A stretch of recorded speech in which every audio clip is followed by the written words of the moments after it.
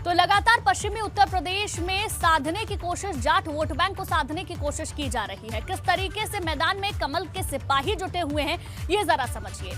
मुजफ्फरनगर, सहारनपुर में आज अमित शाह रहने वाले हैं। अमित शाह लगातार दौरे कर रहे हैं, जिसका चौथा दिन है। आज मुजफ्फरनगर में और सहारनपुर में रहेंगे।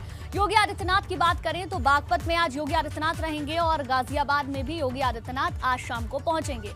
इसके अलावा इटावा, औरैया में जेपी नड्डा रहने वाले हैं, तो जेपी नड्डा का भी आज कार्यक्रम है। इसके अलावा केशव प्रसाद मौर्य बिजनौर में रहेंगे और अलीगढ़ में स्वतंत्र देव सिंह भी रहने वाले हैं। तो आज ये बीजेपी के जो 5 दिग्गज हैं अलग अलग जगहों का दौरा करेंगे। लगातार जो चुनाव प्रचार है वो जारी है। अब योगी आदित्यनाथ का मिनट टू मिनट कार्यक्रम क्या है वो भी जरा आप समझिए। सुबह 11 बजे लखनऊ एयरपोर्ट पहुंचेंगे। दोपहर 12:30 बजे बागपत में डोर टू डोर प्रचार करने के लिए वो पहुंच जाएंगे। दोपहर 2:45 पर मतदाता संवाद कार्यक्रम है योगी आदित्यनाथ का, जहां पर मतदाताओं से बातचीत करेंगे। शाम 4:05 पर गाजियाबाद में मतदाता संवाद होगा। गाजियाबाद पहुंच जाएंगे और आज गाजियाबाद में अखिलेश और जयंत चौधरी भी एक साथ नजर आएंगे। शाम 5:30 बजे हिंडन एयरपोर्ट से प्रस्थान करेंगे योगी आदित्यनाथ। इसके अलावा शाम 6:30 बजे लखनऊ पहुंचेंगे। तो ये पूरा कार्यक्रम minute to minute Yogi Adityanath का रहने वाला है। तो लगातार भाजपा के बड़े दिग्गज नेता अलग अलग जिलों का दौरा कर रहे हैं और वहां पर बीजेपी के पक्ष में माहौल जुटाने की पूरी कोशिश है।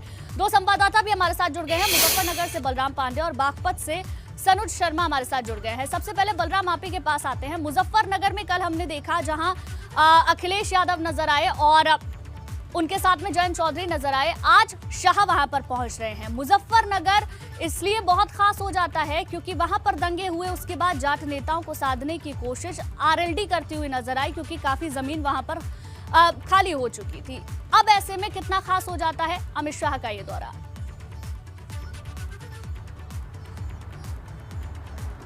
देखिए गुंजन, जब भी पश्चिमी उत्तर प्रदेश की बात होती है तो 2 चीजें जहन में आती हैं। पहला, पश्चिमी उत्तर प्रदेश जाटलैंड है और दूसरा, यहाँ पर सबसे ज़्यादा गन्ने की खेती होती है, यानी ये जो क्षेत्र है वो किसान बाहुल्य भी है।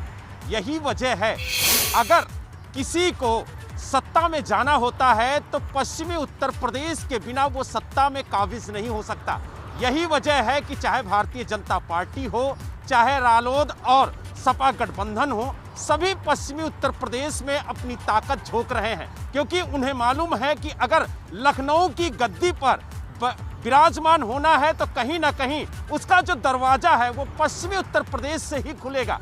और यही वजह है कि लगातार भारतीय जनता पार्टी के जो दिग्गज हैं वो पश्चिमी उत्तर प्रदेश में दौरा कर रहे हैं। अगर हम आज की बात करें तो आज मुजफ्फरनगर और सहारनपुर में देश के गृह मंत्री और भारतीय जनता पार्टी के चाणक्य कहे जाने वाले अमित शाह दौरा कर रहे हैं। तो वहीं जो पूर्व प्रधानमंत्री चौधरी चरण सिंह की कर्मभूमि है बागपत, वहां पर खुद मुख्यमंत्री कमान संभाल रहे हैं। साथ ही जो राष्ट्रीय अध्यक्ष हैं जेपी नड्डा, वो भी पश्चिमी उत्तर प्रदेश में हैं। इसके अलावा उप मुख्यमंत्री केशव प्रसाद मौर्य भी पश्चिमी उत्तर प्रदेश में हैं। साथ ही प्रदेश के अध्यक्ष स्वतंत्र देव सिंह भी पश्चिमी उत्तर प्रदेश में दौरा कर रहे हैं। और ये सभी नेता खास तौर से किसान और जाट को अपने पक्ष में करने की कोशिश कर रहे हैं। अभी कुछ ही दिन पहले अमित शाह जी ने जाट नेताओं के साथ बैठक कर उनकी नाराजगी दूर करने की कोशिश की।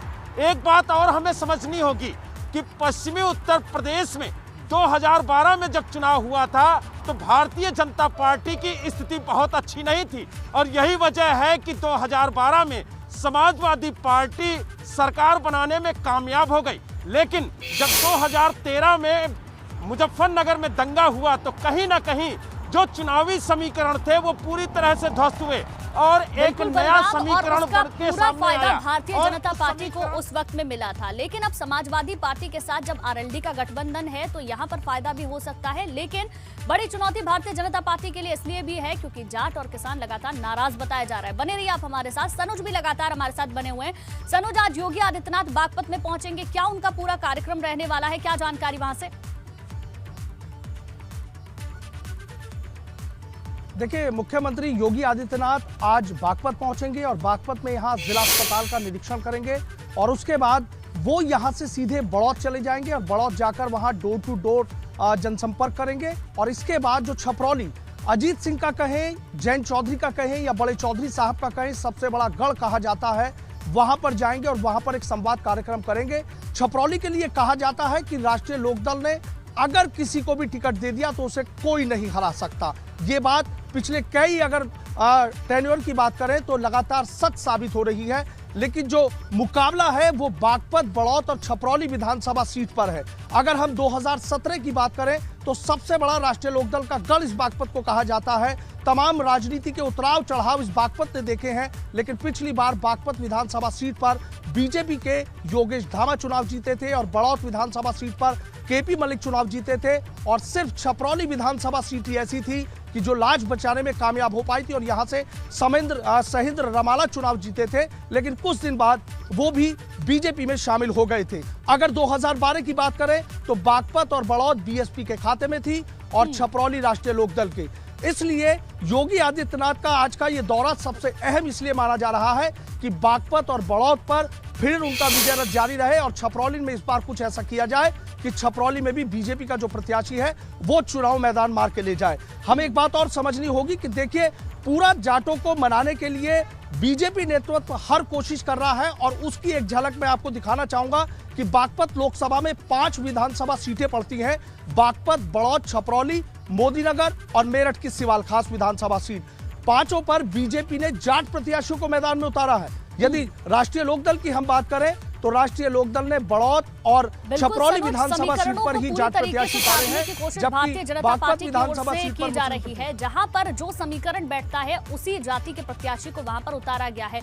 शुक्रिया बलराम आपका भी, सनोज आपका भी बहुत बहुत शुक्रिया हमारे साथ जुड़ने के लिए।